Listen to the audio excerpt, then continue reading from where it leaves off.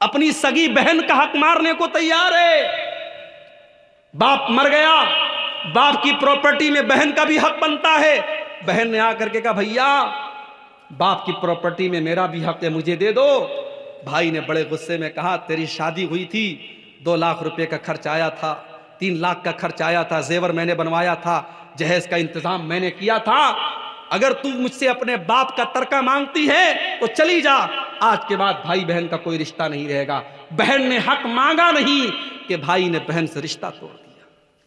میرے بھائیوں, اسلام نے یہ حق دیا ہے بہن کو, اللہ نے یہ حق دیا ہے بہن کو. باپ کی پراپرٹی میں جیسے بیٹے کا حق ہے ویسے بیٹی کا حق ہے. آپ کے چہرے پر ماشاءاللہ بڑی لمبی لمبی داڑھی ہے, آپ کی پیشانی پر سجدے کا نشان ہے, اور آپ اپنی بہن کا حصہ اگر ڈکار گئے ہیں اور اپنی بہن کا حصہ کھا گئے ہیں تو کل قیامت کے دن اللہ کی بارگاہ میں جواب دینے کے لیے تیار رہیے گا. اللہ کیا پوچھا جائے گا, تو نے اپنی بہن کا حق کیوں مارا, تو نے اپنی بہن کا حصہ کیوں اس کو کیوں کھا گیا. آج حالات یہ ہے, دیکھو میرے بھائی, آج لوگ اپنی بہنوں کا حق مار لیتے ہیں. آپ غور کیجئے کہ کس طریقے سے آج ہماری روزی روٹی پر اثر ہو رہا ہے. یہاں عبد الرحمن ابن عوف کو نبی نے بھائی بنایا ہے, سگے بھائی نہیں ہیں, نبی کی زبان سے بھائی بھائی بنے ہیں.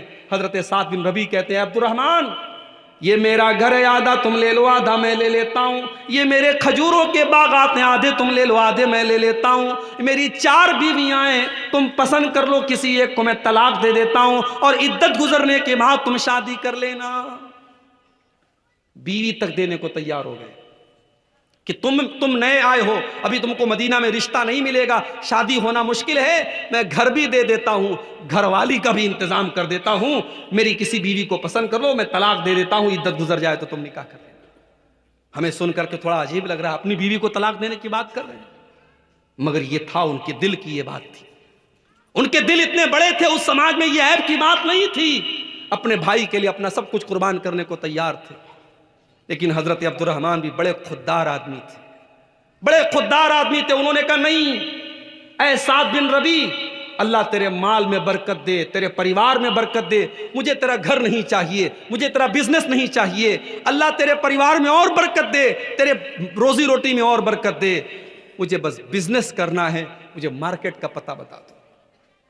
میرے پیارے ساتھیوں, حضرت عبد الرحمن ابن عوف نے مدینہ کے ایک مارکیٹ سے گھی کا اور پنیر کا بزنس شروع کیا. گھی اور پنیر کا بزنس انہوں نے چند پیسوں سے شروع کیا, اور کچھ ہی دنوں میں اتنی برکت اللہ تعالیٰ نے ان کے کاروبار میں دے دی, اتنی دولت ان کے پاس آ گئی, اتنا پیسہ ان کے پاس ہو گیا کہ انہوں نے جب شادی کی تو اپنی بیوی کو مہر میں انہوں نے کھجور کی گٹھلی کے برابر سونا دے دیا. اور جب نبی نے ان کے کپڑے پر زردی کا نشان دیکھا اور نبی نے پوچھا کہ عبد الرحمن کیا تم نے شادی کی ہے, کہا کہ ہاں اللہ کے نبی میں نے شادی کی ہے. تو اللہ کے نبی نے پوچھا کہ اپنی بیوی کو تم نے مہر میں کیا دیا. نبی نے پوچھا کہ عبد الرحمن تم نے اپنی بیوی کو مہر میں کیا دیا. ہمارے ہاں جب کسی لڑکے کی شادی ہوتی ہے تو لڑکے سے پوچھا جاتا ہے تجھے جہیز میں کیا ملا, 4 ویلر ملی کہ 2 ویلر ملا, واشنگ مشین ملی کہ فریج ملا, کیا کیا ملا. ہم لڑکے سے یہ پوچھتے ہیں. یہاں اللہ کے نبی عبد الرحمن سے پوچھ رہے کہ عبد الرحمن تو نے اپنی دلہن کو مہر میں کیا دیا. کہا اے اللہ کے نبی میں نے کھجور کی گٹھلی کے برابر سونا دیا ہے. آپ نے فرمایا اس کا مطلب کہ تمہارے پاس پیسہ ہے, تم مضبوط ہو, اولم ولو بشاتن, تو تم ولیمہ کرو, چاہے تمہیں ایک بکری ہی کا ولیمہ کرنا پڑے لیکن تم ولیمہ کرو. میرے پیارے ساتھیوں, کاروبار میں اللہ تعالیٰ بہت برکت دیتا ہے. اگر ہم گناہوں سے بچیں گے اللہ ہمارے کاروبار میں برکت دے گا, مگر ہم جھوٹ بولیں گے, بے ایمانی کریں گے, چوری کریں گے, کاروبار میں فراڈ کریں گے تو کان کھول کر کے سن لو, اللہ کے نبی فرماتے ہیں محقت برکت بیعہما, جس کاروبار میں فراڈ کیا جائے, دھوکہ کیا جائے, اس کاروبار کی برکت کو اللہ تعالیٰ چھین لیتا ہے. اور آگے بڑھیے, گناہ کرنے کا ایک نقصان اور ہوتا ہے. گناہ کرنے والا قیامت کے دن اندھا بنا کے اٹھایا جائے گا. وَمَنْ أَعْرَضَ عَنْ ذِكْرِي فَإِنَّ لَهُ مَعِيشَةً ضَنْكًا, جو ہمارے ذکر سے منہ موڑے گا, جو ہمیں یاد نہیں کرے گا, جو ہم کو ناراض کرے گا, ہم اس کی زندگی کو پریشانی والی اور بے چینی والی زندگی بنا دیں گے. اس کی زندگی میں سکون نہیں ہوگا, اس کی زندگی میں شانتی نہیں ہوگی, اس کی زندگی میں چین نہیں ہوگا. اس کی زندگی بے سکونی والی ہو جائے گی، ڈپریشن کا شکار ہو جائے گا۔ دولت بہت ہوگی مگر راتوں میں اس کو نیند کی گولیاں لینی پڑیں گی، تب جا کر اس کو نیند آئے گی۔ اس کے گھر میں کھانے کی کمی نہیں ہوگی مگر چائے بنے گی تو کہے گا صاحب میری چائے میں چینی مت ڈالنا، مجھے شوگر ہو گیا ہے۔ چکن بنے گا تو کہے گا مجھے چکن مت دینا، مجھے شوگر ہو گیا ہے۔ ایک چیز کھائے گا تو 10 چیزوں سے پرہیز کرے گا، اتنی بیماریوں میں اللہ تعالیٰ ڈال دے گا۔ وَمَنْ أَعْرَضَ عَنْ ذِكْرِي فَإِنَّ لَهُ مَعِيشَةً ضَنْكًا۔ اگر مجھے بھول جاؤ گے، اگر مجھے یاد نہیں کرو گے، ہم تمہاری زندگی کو پریشانیوں والی زندگی بنا دیں گے۔ وَنَحْشُرُهُ يَوْمَ الْقِيَامَةِ أَعْمَىٰ، اور قیامت کے دن ہم تمہیں اندھا بنا کر کے اٹھائیں گے۔ دنیا میں بڑا اچھا دیکھتا تھا، چشمہ بھی نہیں لگاتا تھا، مگر قیامت کے دن اندھا بنا کے اللہ تعالیٰ اٹھائے گا۔ قال رب لم حشرتنی اعمی وقد كنت بصیرا، کہے گا اے اللہ میں تو دنیا میں اچھا بھلا دیکھا کرتا تھا، تو نے مجھے اندھا بنا کے کیوں اٹھایا؟ اللہ فرمائے گا کذالک اتتک آیاتنا فنسیتها وکذالک اليوم تنسی۔ میرے بندے تو ہماری آیتوں کو دیکھ کر کے اگنور کر دیتا تھا، نظر انداز کر دیتا تھا، آج ہم تجھے اگنور کر دیں گے، نظر انداز کر دیں گے۔ تو گناہوں کے یہ نقصانات ہیں میرے بھائی۔ اب آئیے ہم تقریر کے دوسرے پارٹ کی طرف آتے ہیں۔ وہ کون سے گناہ ہیں جن کو شریعت نے بڑے بڑے گناہ قرار دیا ہے؟ اللہ کے نبی کے پاس ایک صحابی آئے، کہا اے اللہ کے نبی ایو الذنب اعظم، سب سے بڑا گناہ کیا ہے؟ سب سے بڑا گناہ کیا ہے؟ آپ نے فرمایا ان تجعل للہ ندا وہو خلقک، سب سے بڑا گناہ یہ ہے کہ تم اللہ کے برابر کسی کو ٹھہراؤ۔ کرسمس کا تہوار آیا، کل میں کلکتہ میں تھا، کلکتہ ایئرپورٹ سے اترا، مجھے ہاوڑا اسٹیشن جانا تھا، میں بائک کے اوپر جا رہا تھا، راستے میں دیکھا بہت بڑا ٹینٹ لگا ہوا ہے اور بہت بڑی بڑی لائٹیں لگی ہیں اور کرسمس کا تہوار منایا جا رہا ہے، اور وہ تہوار منانے والا کوئی غیر مسلم نہیں ہے، مسلمان ہے۔ اس علاقے کا جو ایم ایل اے ہے، اس علاقے کا جو ایم پی ہے، وہ بیچارہ لوگوں کو خوش کرنے کے لیے کرسمس منا رہا ہے۔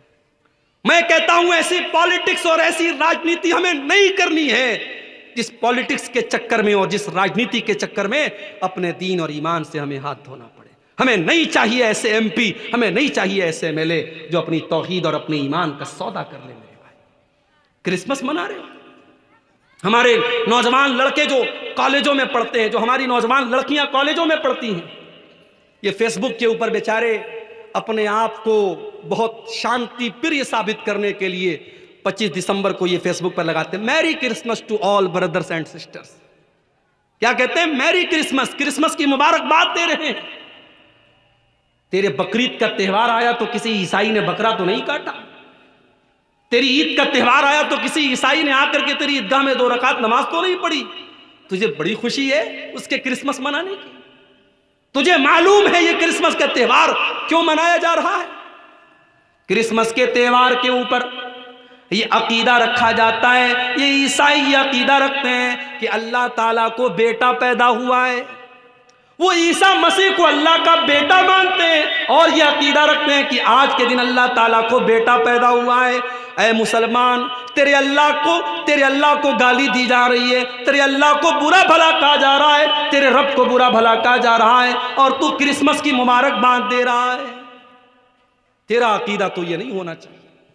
تیرا عقیدہ تو قرآن کی سب سے چھوٹی سورت میں بتا دیا گیا، قل هو اللہ احد اللہ الصمد لم یلد ولم یولد ولم یکن له کفوا احد۔ اے نبی آپ کہہ دیجئے اللہ ایک ہے، اللہ بے نیاز ہے، اللہ کا کوئی بیٹا نہیں اور اللہ کسی کا بیٹا نہیں، ولم یکن له کفوا احد، اور اللہ کے برابر کوئی نہیں۔ اللہ کا بیٹا بنایا جا رہا ہے اور تو ہے میری کرسمس بول رہا ہے، تو مبارکباد دے رہا ہے۔ اور بنگال کی پولیٹکس میں یہ بہت زیادہ ہو رہا ہے، میں دیکھ رہا ہوں۔ غیر مسلموں کے تہوار ہوتے ہیں، ان کے مذہبی دیوی دیوتاؤں کے فوٹو لگا لگا کر کے ہمارے یہ مسلمان جو لیڈرز ہوتے ہیں یہ ان کو شبھ کامنائیں دیتے ہیں۔ وہ کہتے ہیں صاحب پولیٹکس سے کرنا پڑتا ہے، پولیٹکس کے نام پر اگر آپ کو اپنے دین اور اپنی توحید سے کمپرومائز کرنا پڑے تو ایسی پولیٹکس سے آپ توبہ کر لیجئے میرے بھائی، نہیں کرنی چاہیے ایسی پالیٹکس۔ اسلام کے اندر دو رنگی نہیں ہے، اسلام کے اندر دوگلا پن نہیں ہے، اسلام توحید والا مذہب ہے۔ اگر آپ اسلام کو مانتے ہیں تو توحید سے کبھی کمپرومائز مت کیجیے۔ اللہ کے پیارے نبی کے پاس آفر آیا، مکہ کے کافروں نے آفر دیا، اے محمد صلی اللہ علیہ وسلم، ہم آپ کو ایک بڑا بہترین آفر کرتے ہیں، ایک دن آپ ہمارے بتوں کے آگے سجدہ کیجئے، ہم ایک دن آپ کے اللہ کے آگے سجدہ کریں گے، ایک دن آپ ہماری مذہب پر ہمارے مذہب کو فالو کیجئے اور ایک دن ہم آپ کے مذہب کو فالو کریں گے۔ بڑا اچھا آفر تھا، بیچ کا راستہ نکالا گیا تھا۔ جیسے آج کے زمانے میں بہت سارے مسلمان کہتے ہیں کہ بھائی اسلام بھی ایک مذہب ہے، کرسچینٹی بھی ایک مذہب ہے، جوئزم بھی ایک مذہب ہے، ہندوازم بھی ایک مذہب ہے، سارے مذہب ایک ہیں، راستے الگ الگ ہیں، منزل ایک ہے۔ معاف کرنا میرے بھائی، یہ عقیدہ اسلام کا عقیدہ نہیں ہے۔ اسلام کا عقیدہ یہ نہیں ہے کہ سارے راستے الگ الگ ہیں، منزل ایک ہے۔ اسلام کا راستہ یہ ہے منزل بھی ایک ہے اور راستہ بھی ایک ہے، اور وہ راستہ اللہ کا راستہ ہے، وہ راستہ رسول کا راستہ ہے، وہ راستہ اسلام کا راستہ ہے۔ وَمَن يَبْتَغِ غَيْرَ الْإِسْلَامِ دِينًا فَلَن يُقْبَلَ مِنْهُ، جو اسلام کو چھوڑ کر کے کوئی اور راستہ اپنائے گا، اس کے مذہب کو اللہ تعالیٰ قبول نہیں کرے گا، سویکار نہیں کرے گا۔ وَهُوَ فِي الْآخِرَةِ لَمِنَ الْخَاسِرِينَ، اور آخرت میں وہ خسارہ اٹھانے والوں میں سے ہوگا۔ اور ہندو مذہب میں بھی یہی بات کہی گئی۔ ہمارے ہندو بھائیوں کی بڑی مشہور کتاب ہے شریمد بھاگوت گیتا، اس کے اندر شری کرشن جی نے بھی یہی کہا ہے کہ توحید کا راستہ ہی سب کو نجات دلائے گا۔ سرو دھرمان پریتیجیہ مامیکم شرنم ورجہ اہم توا سرو پاپیبھیہ موکشیشیامی ما شوچہ، سارے دھرموں کو چھوڑ دے، سارے راستوں کو چھوڑ دے اور ایشور کی پرماتما کی شرن میں آ جا، اللہ کی پناہ میں آ جا، میری پناہ میں آ جا، میں تیرے سارے گناہوں کو مٹا دوں گا، تجھے نجات دے دوں گا، تجھے جنت میں ڈال دوں گا، تجھے سورگ میں ڈال دوں گا۔ یہی ہندو مذہب کے اندر بھی کہا گیا، یہی اسلام کے اندر بھی کہا گیا کہ ایک راستہ جو نجات دینے والا ہے وہ توحید کا راستہ ہے، وہ اللہ کا راستہ ہے۔ میرے بھائیوں، انسانیت کے نام پر اور مانوتا کے نام پر اپنے آپ کو اتنا ہلکا مت بناؤ کہ اللہ کے ساتھ شرک ہو رہا ہے اور تم کرسمس کی مبارکباد دے رہے ہو۔ اور ابھی تو کرسمس ختم ہو رہا ہے، آج 29 تاریخ ہے نا، 29 ہے نا آج، 2 دن کے بعد 31 کی نائٹ آئے گی۔ کلکتہ کے بڑے بڑے ہوٹل بک ہیں، ناچنے والیاں اور اپنے جسم کا اور اپنے شریر کا انگ پردرشن کرنے والی بالی ووڈ کی ہیروئنوں کو بلایا جائے گا۔ 10-10 ہزار کے ٹکٹ ہیں، اور آپ یقین کریں بڑے بڑے 5 اسٹار ہوٹلوں میں 31 کی نائٹ میں رات بھر شراب پی جائے گی اور نشے کی حالت میں لوگ دھت ہو کر کے حرام کام کریں گے، اور یہ کام ایک بڑی تعداد میں مسلمان لڑکے اور لڑکیاں بھی کرتے ہوئے نظر آئیں گے۔ مسلمان بھی آپ کو یہ کام کرتے ہوئے نظر آئیں گے۔ کلکتہ میں جب اولا بائک پر میں جا رہا تھا، اولا بائک کے ڈرائیور نے مجھ سے کہا، میرا حلیہ دیکھ کر کے اس کو لگا کہ یہ مولوی صاحب حافظ جی لگ رہے ہیں، وہ مسلمان تھا، اس نے کہا مولوی صاحب حافظ جی حالات بہت برے ہیں۔ اس نے کہا سنڈے کے دن رات میں ہم لوگ جب بائک لے کے نکلتے ہیں، نشے کی حالت میں بالکل ٹھلی ہو کر کے، بالکل دھت ہو کر کے جوان لڑکیاں آتی ہیں، ان کے باپ کو کوئی پرواہ نہیں کہ ہماری لڑکی کہاں گئی ہے، ان کی ماں کو کوئی پرواہ نہیں ہماری جوان لڑکی کہاں گئی ہے، نشے کی حالت میں دھت ہو کر کے آتی ہیں اور ہم سے کہتی ہیں ہم کو ہمارے گھر پہنچا دو، اور ہمیں ڈر لگتا ہے کہیں ایسا نہ ہو کہ اس کو لے کر کے جب اپنی بائک پر ہم جائیں اور یہ ہم کو جکڑ کر کے ہم ہماری بائک پر جب بیٹھیں تو کہیں ایسا نہ ہو کہ ہم گناہوں کی دلدل میں چلے جائیں اور ہم کوئی غلط کام کر بیٹھیں۔ کہا کہ یہ کام کرنے والی مسلمان لڑکیاں بھی ہوتی ہیں اور غیر مسلم لڑکیاں بھی ہوتی ہیں۔ حالات یہ ہے میرے بھائی، یہ مسلمان ہیں جنہیں دیکھ کے شرمائے یہود، وضع میں تم ہو نصارہ تو تمدن میں ہنود، یہ مسلمان ہیں جنہیں دیکھ کے شرمائے جائے۔ مسلمان کی شادی ہو رہی ہے، ناچ گانا بھی ہو رہا ہے، مسلمان کی شادی میں ڈی جے بج رہا ہے، ماشاءاللہ بڑا پکا مسلمان ہے، کیا مجال ہے کہ اس کے اسلام پر کوئی سوال اٹھائے؟ اس کے گھر میں رات بھر ڈی جے چل رہا ہے۔ تیرے نبی نے کبھی بانسری کی آواز کو اپنے کانوں میں جانے نہ دیا، تیرے نبی کے صحابہ نے کبھی میوزک کو اپنے گھر میں آنے نہ دیا، اور تو شادی کے موقع پر رات بھر میوزک بجا رہا ہے اور تو اپنے آپ کو مسلمان کہہ رہا ہے۔ کیا تیرا اسلام صرف تیری مسجد اور تیری نماز تک ہے؟ تیرے شادی بیاہ میں تیرے اسلام سے کوئی مطلب نہیں؟ میں کہتا ہوں علماء پابندی لگا دیں، جس کے گھر میں شادی میں ڈی جے بجے گا، ناچ گانا ہوگا، سارے علماء مل کر کے یہ طے کر لے اس کے گھر میں ہم نکاح نہیں پڑھائیں گے، اس کی شادی میں ہم نہیں جائیں گے، لوگوں کے دماغ صحیح ہو جائیں گے۔ جائیں پڑھائیں، خود اپنا نکاح پڑھائیں، علماء منع کرتے ہم ایسی شادیوں میں نہیں جائیں گے۔ شادی ہماری کیسی ہو رہی ہے میرے بھائی؟ ماشاء اللہ باپ کے چہرے پر شرعی داڑھی ہے، ماتھے پر سجدے کا نشان ہے، شادی میں اپنی جوان بیٹی کو لے کے گیا ہے، کار سے نکلا، جوان بیٹی ساڑی پہن کر کے اور گاؤن پہن کر کے نکلی ہے، اس کا پورا آدھا شریر ڈھکا ہے اور آدھا شریر نظر آ رہا ہے، اور سارے لوگ اس کی لڑکی کو دیکھ رہے ہیں، اور باپ کو کوئی فرق نہیں پڑتا ہے۔ صاحب فیشن کا زمانہ ہے، شادی کے موقع پر میری لڑکی تو حور بن کے آئی ہے، میری لڑکی جو چاہے پہنے، کیا فرق پڑتا ہے؟ مجھے بتاؤ، کیا شادی کے موقع پر بے پردگی جائز ہو گئی، بے حیائی جائز ہو گئی؟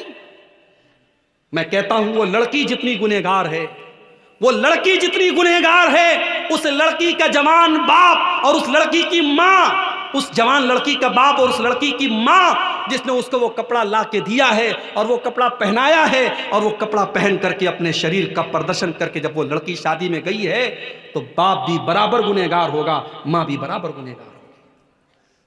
اللہ کے نبی فرماتے ہیں ثلاث لا ينظر اللہ عز وجل الیہم یوم القیامہ، تین لوگ ایسے ہیں کہ قیامت کے دن اللہ تعالیٰ نہ تو ان کی طرف دیکھے گا، نہ ان سے بات چیت کرے گا، نہ ان کو گناہوں سے پاک و صاف کرے گا۔ تین لوگ بڑے بد نصیب لوگ ہوں گے۔ نمبر ایک، العاق لوالدیہ، اپنے ماں باپ کو ستانے والا، اپنے ماں باپ کو تکلیف پہنچانے والا، اپنے ماں باپ سے رشتہ توڑنے والا۔ نمبر دو، والمرأۃ المترجلہ، مردوں کی نقل کرنے والی، مردوں کی کاپی کرنے والی عورت۔ اور نمبر تین، الدیوس الذی یقر فی اہلہ الخبث، وہ دیوس آدمی، وہ بے غیرت آدمی، وہ بے شرم آدمی جس کے گھر کی بہو بیٹی بے حیائی کا کام کرے اور اس کو کوئی فرق نہ پڑے۔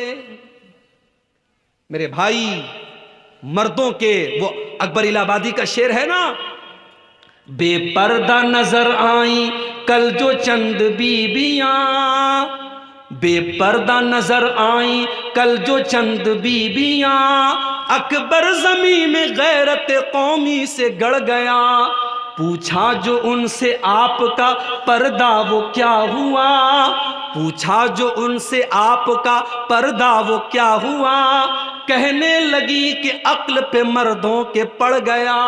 یہ مردوں کی عقل پہ پردہ پڑا ہے۔ آج تو شادیوں میں کرسی پر بھی عورتوں سے زیادہ پردے میں تو کرسی رہتی ہے، کرسی بیچاری پوری کور رہتی ہے، اور اس شادی میں آنے والی لڑکیاں اور عورتیں ان کے شریر نظر آتے رہتے ہیں۔ اور یہ شادی کس کی ہوتی ہے؟ مسلمان کی شادی ہوتی ہے۔